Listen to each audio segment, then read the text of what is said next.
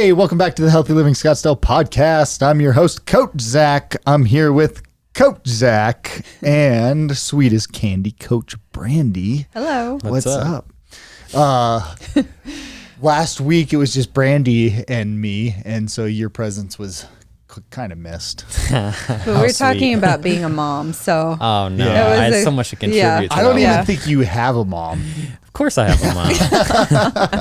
I've heard him say many wonderful things about his mom. Yes. Okay, that's very In nice. case mom's listening. That's very nice. Zach's such a, he's just a hard case, so I'm like, maybe he doesn't have a mom.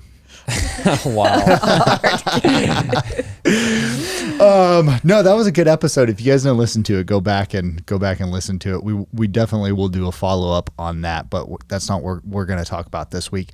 But before we talk about our subject, I want to give a shout out to a client of the week. This client is somebody that is not a good client in terms of like what we would want for our business. Greg Nelson. So Greg Nelson, I say that because he travels like every other week. I mean, he's literally out of town like 2 weeks a month, and it's like he's here for a week, he's gone for a week, he's here for a week, he's gone for a week. And typically that's not somebody that does very well, right? Especially if they're not training on Zoom with us and like on the schedule and, you know, have an appointment and have the accountability, and then their diet's garbage because they're traveling. Right. He is like the 1%. He's like the 1% who is on track and stays on track even while he's away from here. And most people can't do that. And so I think it's amazing that, you know, he's not like an ideal client because it's like there's a lot of admin work that creates for me to like track his membership and freeze it and do the whole thing. Yeah. But he always like he's when he's in town, he's here. When he's gone, he's still eating right, still working out, and he gets great results. And that's an anomaly. That's a rare case. Yeah. So big shout out to Greg for doing that. Awesome job, Greg. Yeah. Consistency. Yes. So Greg has nothing to do with this topic, but it is the beginning of the year.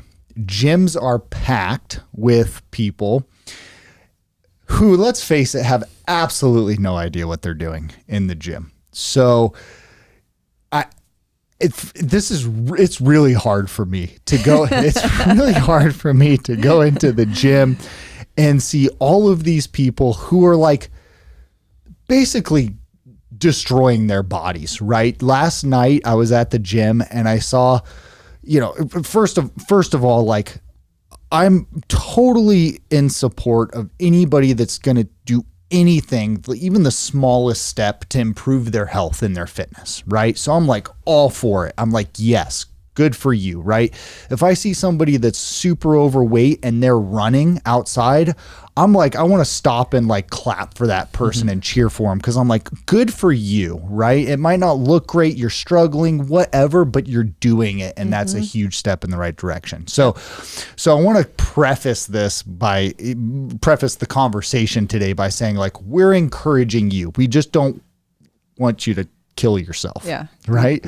So it's like last night I'm at the gym and I'm working out, and it's hard to even like concentrate on my workout because I'm distracted by the stupidity. Right. It's like over here, I see somebody doing a bent over kettlebell swing. I don't even know how that's possible. Like, they're literally bent over and they're swinging a kettlebell. And I'm like, that's not the point of the exercise, Right. First of all. And second of all, that's a lot of hurt your back. Yes, that's a lot of pressure on your back, right?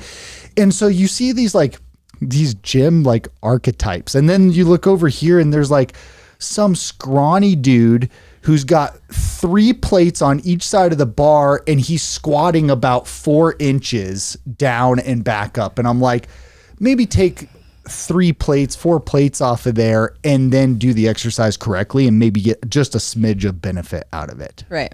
Right. So I mean, we're obviously trained professionals. I don't expect everybody to have like perfect form and know exactly how to program their exercises and all of these things. But if you don't know, right, then learn or seek professional help, because it's like your car not working properly and you just going into the engine with like a sledgehammer and just start banging on stuff and expecting that to not create some sort of other issues and make it worse than it already is. Right.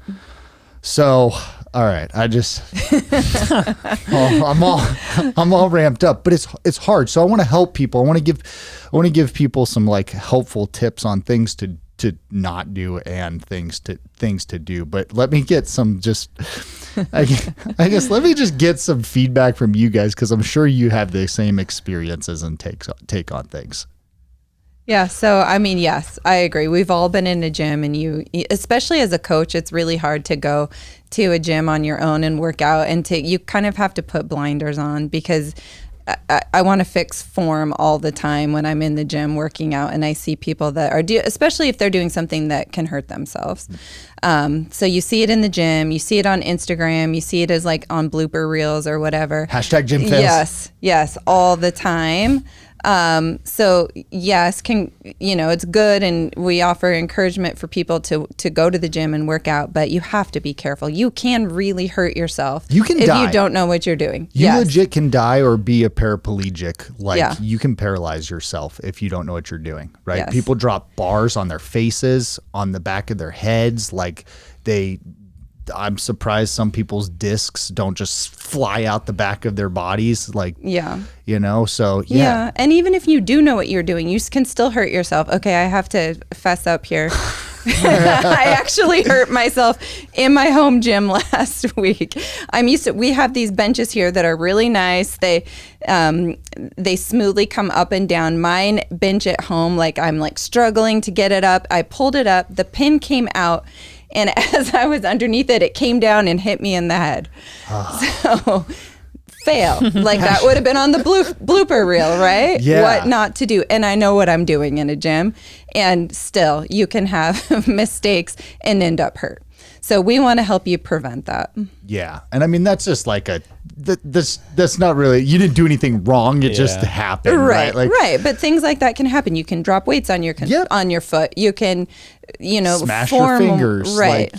All kinds of stuff. Yeah. In addition to bad form that can really hurt. Yeah. Okay, Zach, go ahead, since you're motherless in your hard case. Go ahead, share your thoughts on this. Yeah, I mean, the problem isn't that you don't know anything, right? Because everybody says everybody starts somewhere, which is it's true, but at one point, we knew nothing in the gym too. So right before we started this, we were kind of just talking amongst ourselves, and what I did and what I would suggest people do outside of just finding a reputable source to learn before you go in the gym. But if you just go in the gym and you just figure it out, just like I did, there are diagrams on the machines and tell you how to use it, right? And more so than that, what I did, just find people that are at the gym that know what they're doing, that aren't doing these ridiculous things. It's pretty easy to tell, even if you don't know what you're doing. Look at somebody who's been there and you can see is comfortable in that gym environment, and you can easily learn. The gym is an intimidating place, but I don't know many people in the gym that actually aren't willing to answer your question, help you out no matter what it is. So if you can just find one person and find an older person, the older person, whether they know what they're doing or not, has probably been in the gym environment for 40 years. The older fit person. Yeah. Right. They can help you. And if the problem, the gym, we talked about the commercial gym, I go to a commercial gym a couple times a week too, and it's a testament to how resilient your body really is, because the things that people do is obviously quite ridiculous. So it's, as a new person, you don't have to be a professional to look at somebody doing something absurd and be I'm not gonna do that, I can't do that. So if you don't know what you're doing, put yourself in an environment where it's pretty hard to mess up, right? So sit on the chest press machine and do chest presses until you learn more. And it's very easy to acquire information nowadays. So find the right places to learn information from. We kind of make fun of the Instagram people all the time, rightly so, but there are plenty that you can learn, just basic things, by looking at people doing stuff in the gym. And so if you just immerse yourself in as much information as possible, you're going to exponentially increase your knowledge anyway. Even if it's not all right, it's better than not going to the gym at all. And like the real problem with people doing like all the horrible stuff in the gym is then like, besides they learn the wrong things, like information can be like unlearned, but like if they like do things and they like screw their back up in the first like month or two of going to the gym, they're probably just done working out now. And like they're, because like, oh, I tried it and then I hurt myself and whatever. And if they don't have the like financial means to like seek a professional, they're just not going to do it. Right. Like, and even if they seek a different exercise modality, which is great, like they do still need to lift weights. And like, I feel like that's like the biggest detriment. It's like people try it, they don't know what they're doing, they hurt themselves. And that is like their validation to not do it again. And then they're already just down like a really bad path that we don't want them on. Right. Yeah. And so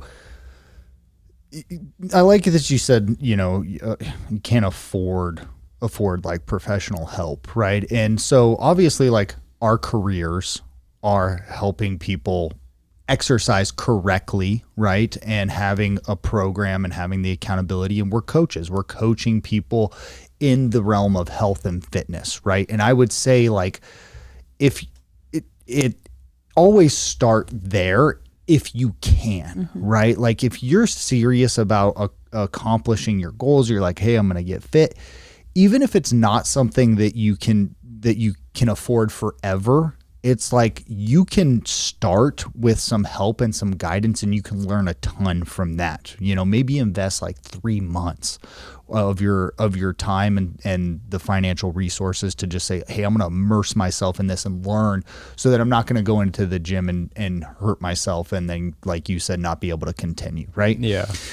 But if you don't have that, you know, option, let's say like you still, no matter what, you're just not going to be able to do that. The internet is full of good resources of like exercise programming.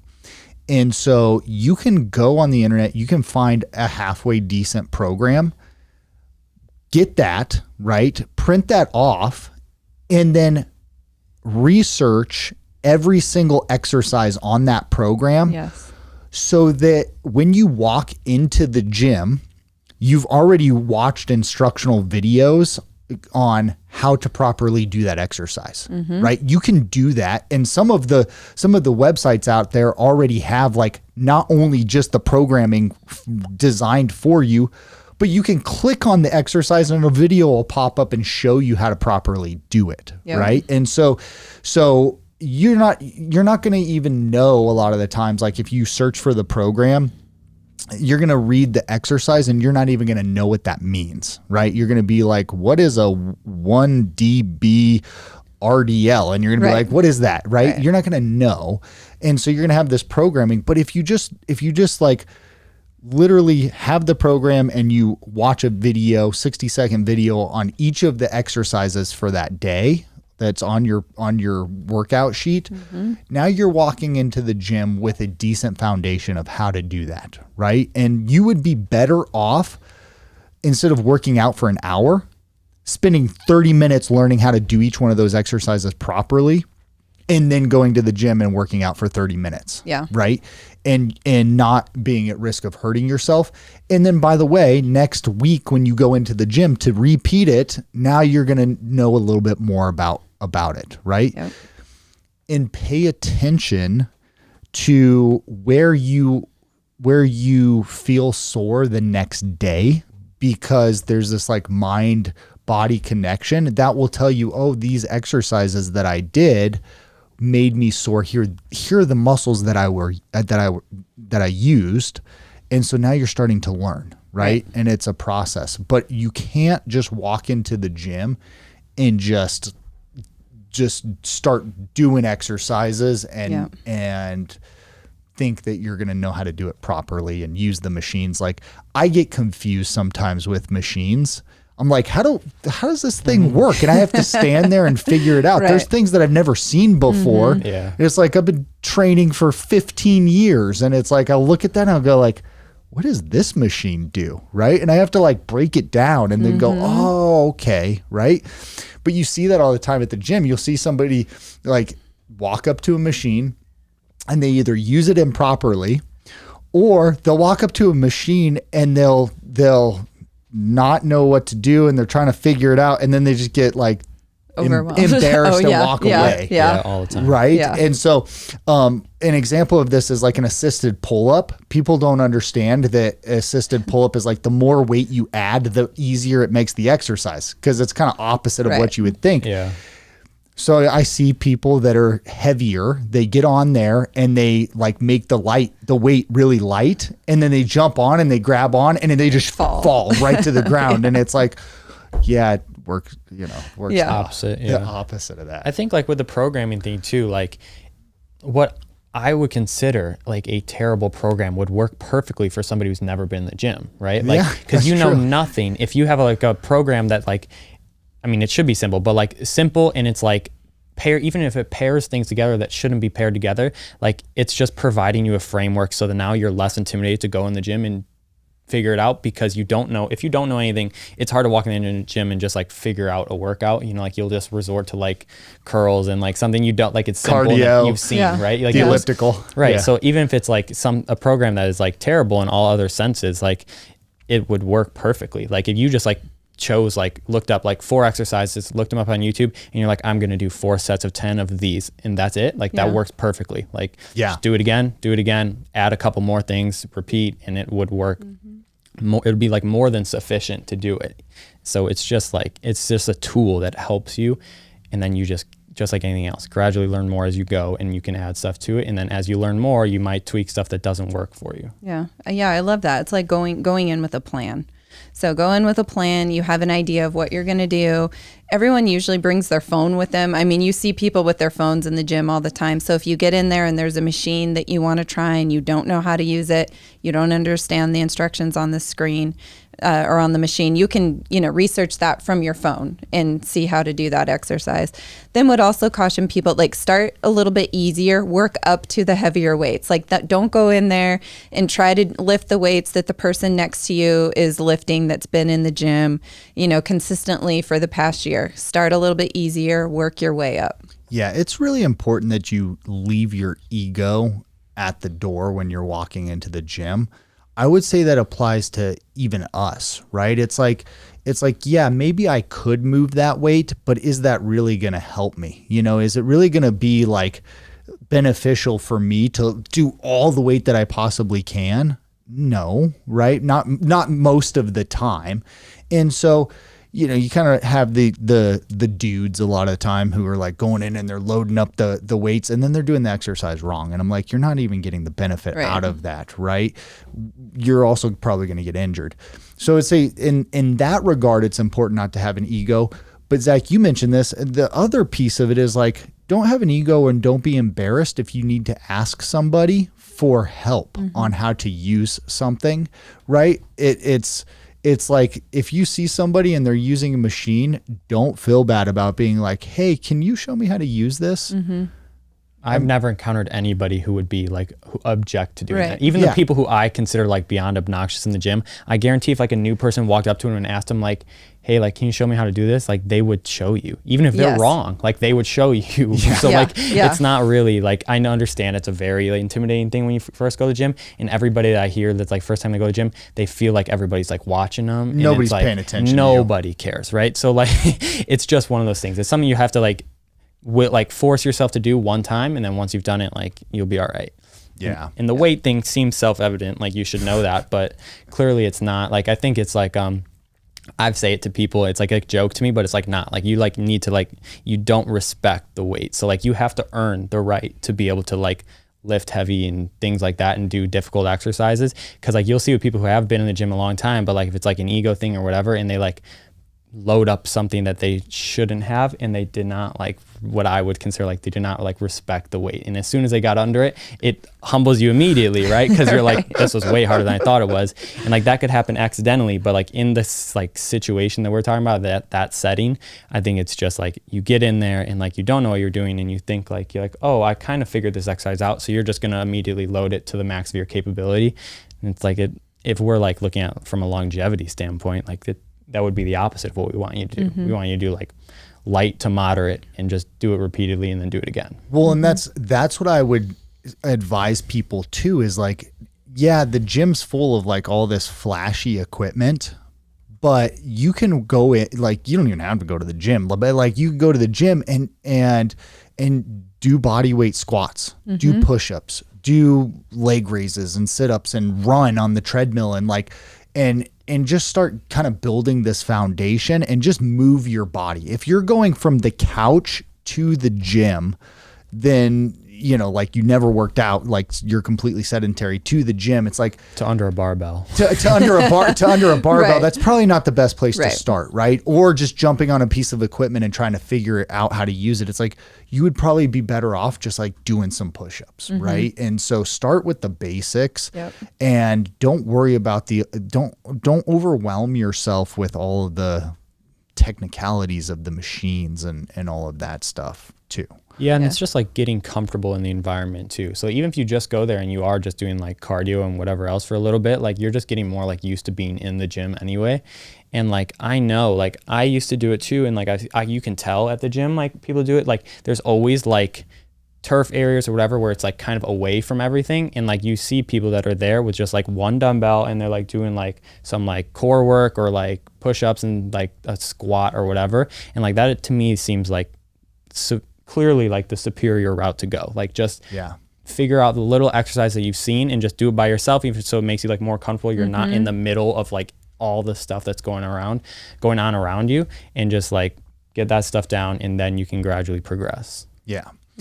And again, guys, like I know we're biased because this is what we do, but it's like seek professional help. You know, if you, and I say this because a lot of times, you know, most people need to see results fairly quickly in order for it to be encouraging for them and for them not to just fall off. Right. And so I think that's a lot of the issue is like people go into the gym, they get overwhelmed, they get embarrassed, they're not sure what to do. They end up just getting on the treadmill, just getting on the elliptical, the stair climber, and they're just doing cardio.